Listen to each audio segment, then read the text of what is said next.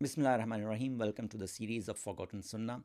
And in today's episode, I'm going to talk about a special sunnah or practice of Rasulullah sallallahu alaihi wasallam, where he sallallahu alaihi wasallam really liked.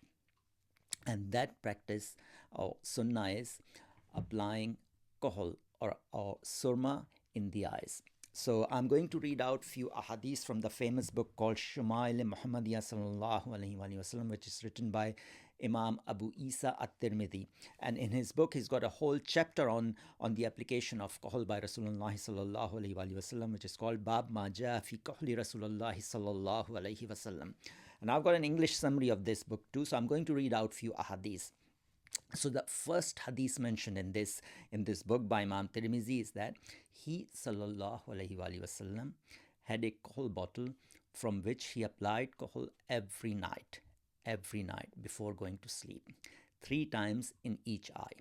So this shows that Rasulullah sallallahu alaihi wasallam really liked applying surma or kohol in his eyes.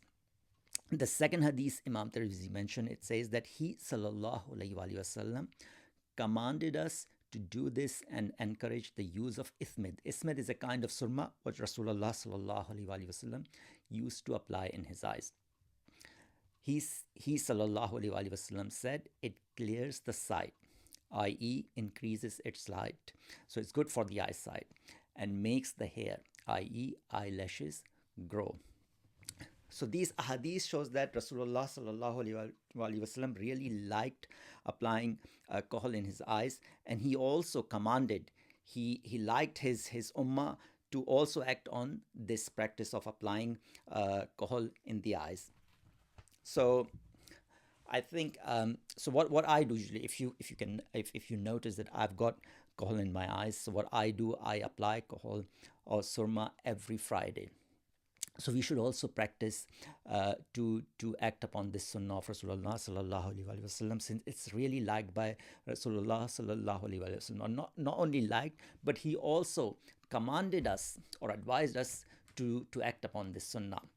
So if you cannot do this every night, then at least try to do once in a week, like what I'm doing, or at least once in a month, so that you are not completely abandoning this sunnah of Rasulullah sallallahu alaihi wasallam. And as I said in my first program, that there is a great reward attached with reviving the forgotten sunnah of Rasulullah sallallahu alaihi wasallam.